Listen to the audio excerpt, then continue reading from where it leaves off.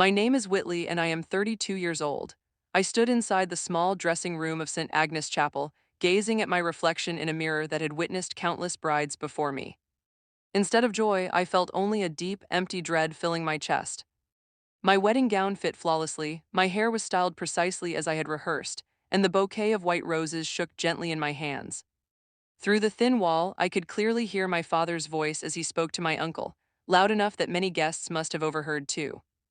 He works in a warehouse, my father was telling my uncle without lowering his voice. A warehouse. My daughter is marrying a nobody who operates a forklift for a living. I closed my eyes and tried to breathe through the pain the way I had been doing for the past 8 months, ever since I first introduced Julian to my family. They had never given him a real chance. At Thanksgiving, my mother had asked him in front of everyone whether he had any serious plans for his future. As though single-handedly raising his two younger siblings after losing both parents in a car crash at age 19 was not already a tremendous achievement and proof of his character. My father had refused to shake Julian's hand the first time they met and had stayed cold ever since. To them, Julian's rough hands, simple apartment, and ordinary steady job made him invisible, someone unworthy of respect, but I loved him deeply. I loved how he remembered exactly how I liked my coffee, how he once drove 4 hours through a blizzard just to bring me soup when I was ill, and how he never asked me to pick between him and my family, even when they made it obvious they wished he would disappear. So when my father knocked on the dressing room door and entered without waiting, I already knew what he would say. "Your grandfather isn't coming," he stated flatly. He had a golf commitment. And honestly, Whitley, I'm not walking you down the aisle either. I refuse to stand in front of 200 people and act like I'm proud of this. I stared at him, hoping he would laugh and say it was a cruel joke, but his expression remained hard and serious. "Dad, please," I whispered. "This is my wedding day. Walk by yourself." That's what happens when you marry a nobody. He spoke so casually as if discussing the weather, then turned and left the room. A short while later, through the slightly open door, I saw him sit down in the very last pew next to my mother. He crossed his arms, lifted his chin, and positioned himself like a spectator ready to enjoy a performance. My father had chosen to sit in the back row with Mom to watch me walk alone, treating my humiliation as the entertainment he had anticipated all week.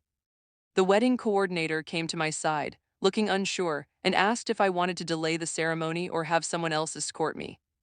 I looked past her toward the closed chapel doors, toward the muffled sounds of 200 waiting guests, and toward Julian waiting at the altar on the other side, probably wondering about the delay.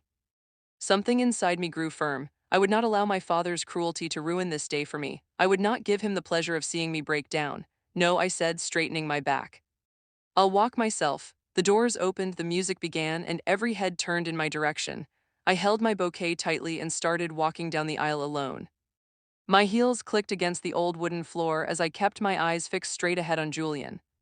He stood motionless at the altar, his jaw clenched, clearly having just realized what my father had done. I could sense the whispers spreading through the crowd, eyes scanning the empty space beside me where my father should have been.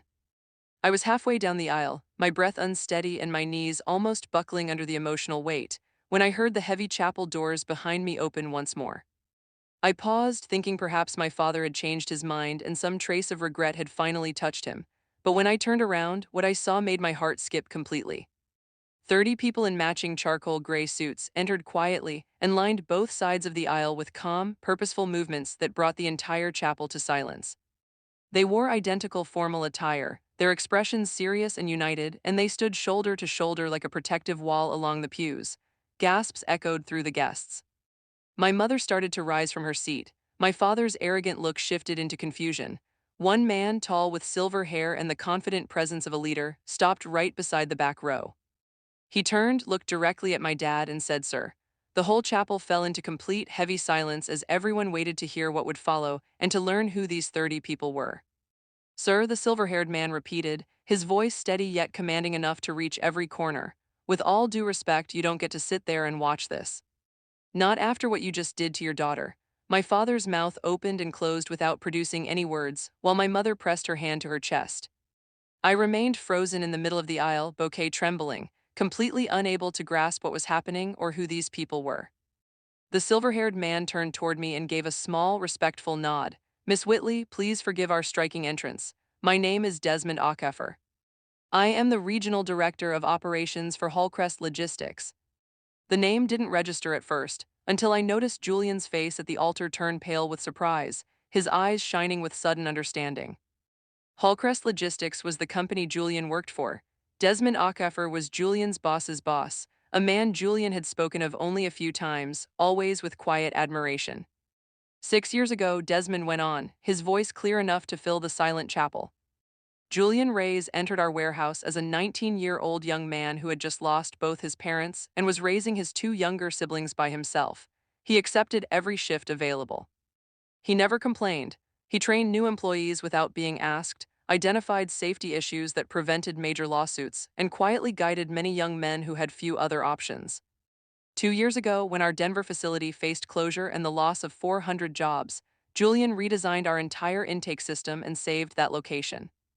He is, without any exaggeration, one of the most remarkable employees I have encountered in 30 years in this industry. Tears ran down my cheeks, not from sorrow anymore, but from a deep sense of pride swelling inside me. Desmond gestured toward the 30 people standing along the aisle. Every person here either works under Julian or has worked with him and volunteered to come the moment they learned how his own family viewed him. We did not come to create a spectacle. We came because a man who has silently supported so many others deserved to have people support him today, especially when those who should have done so failed to appear. He looked straight at my father again. A forklift operator, you called him. I would call him the backbone of a company that employs 4,000 people, and honestly, I would trust him with more responsibility than many men in expensive suits. The chapel filled with hushed murmurs and growing applause. I watched my father's face lose all its pride, replaced by a small, embarrassed expression he clearly had not expected to feel in front of so many witnesses. My mother stared down at her hands, unable to look at anyone. I turned back toward the aisle and continued walking toward Julian, who was now crying openly. His shoulders trembling as he saw the people he had quietly helped over the years stand up for him in his moment of need. Desmond stepped aside respectfully and motioned toward me. Please continue. We simply wanted him to know he was not entering this family by himself. I held my bouquet firmly and walked the remaining distance between two lines of strangers who, in that instant, felt far more like family than the people I had grown up with. When I reached Julian, he took my hands and whispered that he loved me, his voice cracking. I whispered back that I had never been prouder to become his wife. The ceremony continued, but the atmosphere had changed, filled with an electric energy that everyone present would remember forever. When the officiant asked if anyone objected to the marriage, the silence was so profound you could hear the candles flicker. I glanced at my father, who kept his eyes lowered and remained quiet. We exchanged our vows, and when Julian placed the ring on my finger, the entire chapel stood and applauded, with the 30 people in gray clapping the loudest. At the reception, my father came up to me once awkwardly and muttered something close to an apology about not understanding and being mistaken. I told him I appreciated the words, but that actions would matter more and he had significant work to do before I could fully trust them. Julian, always kind, still shook his hand and thanked him for attending, because that was simply who Julian was, a man who built bridges even for those who had not earned them. Later that evening, as we danced under the string lights with Julian's arms around me, I realized my father had spent years trying to prove that Julian was worthless, when in reality, Julian possessed more value than my father would ever comprehend. True worth was never measured by job titles or income. It came from being present, from lifting others up instead of tearing them down, and from being the kind of person that 30 strangers would leave everything to support. My family had ridiculed my husband as a nobody and left me to walk alone, but in the end, it was Julian's nobody who filled the aisle with worthy somebodies. And it was Julian's love that showed me what genuine value truly means.